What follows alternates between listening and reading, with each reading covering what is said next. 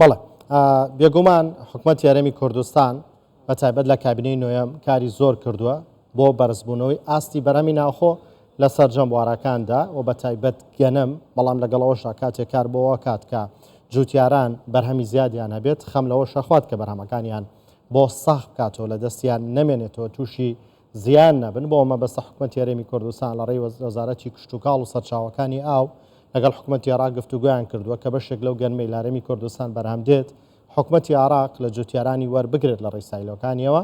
بۆی بزانین کە دواترەوە بە شێمێنێتەوە چی لێکرێت من میوانێکمە بێت گفتوگوی لەگەڵاکەمە و باسییانەمان بۆ کات کە چی لەو بەشە گەرمەیەک مێنێتەوە چیە بۆی بزانین ئاستی بەرەمێنانی گەرم لە هەرێمی کوردستان ئێستا چەنە ڕێکار و ڕێنمایەکان چین بۆ وەرگرتنی گەرمی جوتیارانی هەرێمی کوردستان چ لە حکوومەتی عراق چ لە لای حکوومەتی هەرێمی کوردستان ئەم پرسە گفتوگۆکەم لەگەڵ بەڕێز کەریم سلێمان بریکاری وەزارەتی کشتتوکاڵ و سەرچاوەکانی ئەو لە هەولێر و لەگەڵماندا بەڕێز کەریم سلێمان سڵاوتان لەبێت تۆم کاتتان باش ئاستی بەرەمهێنانی گەنم ئەمساڵ لە هەرێمی کوردستان چاوەڕێیەکرێت چەند بێت؟ گەلک سپاس بڕاستی ئەف ساڵە یعنی وەساتێتە تەقدیرکردن کو نێزیکی یعنی ملیۆن تەنی گەنمی دێ هەبتن بەس بڕاستی مەنەڤە کو ئەف ساڵە کو ئەم هەما بەس تەقدیرات و تەخمین بێت ئەف ساڵە مەڤە ئەم کارێکی بکەین بتە ئەساسەک بۆ وزارەتە کشتتوکاڵ هەرێما کوردستانی ژبەرێکێ مە مەسحەکە سەتەلایتی کرد ئەvە تقریبا سێ چار هەیڤە ئەم مژولی وی کارینە الپێوێ مەسحە سەتەلایتی دەرکەفت کوما 2,955,000 دۆنمی ئێتین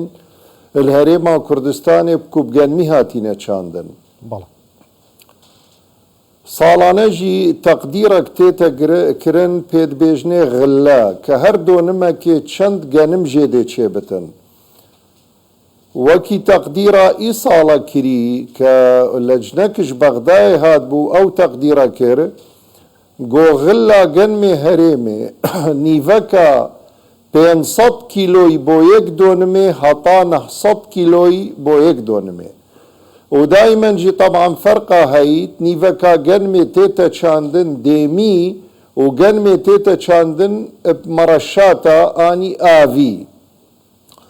بس براستي يعني ما فيها تعامل القلمة بكن البي في مسحة ساتلايتي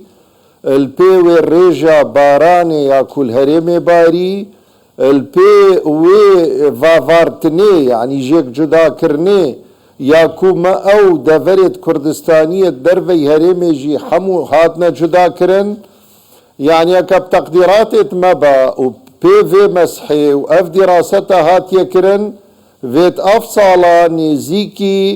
یعنی بترش مەلیۆنی ئەسێت بێژم مەلیۆن بەس نێزیکی 1.5 ملیۆن تەنێ گەنمی دێل هەرێمێ هەبە بس براستي ام وزارت مقالك هولدا كو قناعتك بيدا كاين بوزارة كشتوكال يا عراقي وتقريبا تيم وزارتي قال جناب وزيري 4 جارة مسردانا بغداي كر بل مخابن دماي بريار بو او كو 700,000 طن بتنش هريمي بيتا ورقرتن برس كريم سليمان وزارة كشتوكال يا عراق چند گەنمی ناوەڕاست و باشووری عراق وەرەگرێت لە کاتێکدا کە بەپێی پێشبینی بێت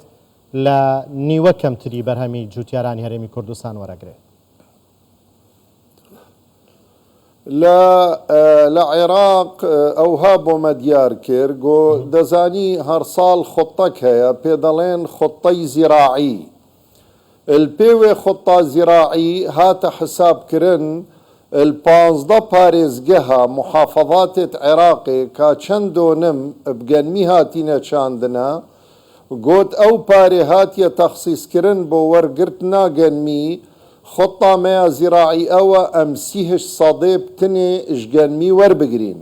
وطبعا فەرقیە هەیت نیڤەکە هەر محافەظەکێ و محافەظەکێدا بەس بگشتی العێراقێ ڕەقەمەکە هاتیە دیارکردن کو 6 ملیۆن طنێت گەنمی دێنە وەرگرتنش جۆتیارە الگەل هەر سێ پارێزگەهێت مەیت هەرێما کوردستانی کەوا بێت حکوومەتی عراق ئێستا فەرق و يعني جیاوازی كم ناکات هوصا لە نێوان- حساب كاين 6 مليون فەرق و جیاوازی ناکات لە نێوان توصى بەرهەمی گەنمی حساب جوتیارانی كاين ناوەڕاست و هكا خاڕ و حكومة لەگەڵانە. هكا وزارة بازرگاني هكا وزارة بازرگاني 6 مليون طن ناور بقرت و 700,000 طن جي كيم بكي دولي ايد كو 5 مليون و 300,000 طن ديتا ورقرتنش هر 15 محافظات عراقي. بەڵێ هیچ داتایەک هیچ ژمارەیەک دانراوە بۆ ئەوەی دەرەجەکانی گەنم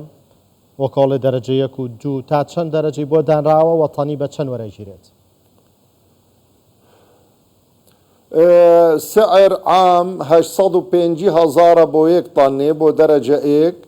بەس بۆ دەرەجە 2 ژیاهەی دەرەجە 2 هێتانەوە سعرێ وێ نەهاتیە دیارکردە.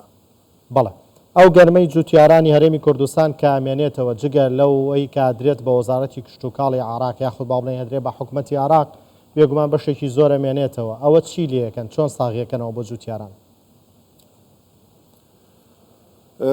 دیتنامە ئەوە کو ئەم وەک پێشنیارێتمە یەت وزارەتێ ئینەه کەرتێ تایبەت ژیمێ هەیل هەرێما کوردستانێ کارت کە تدوی بواریدا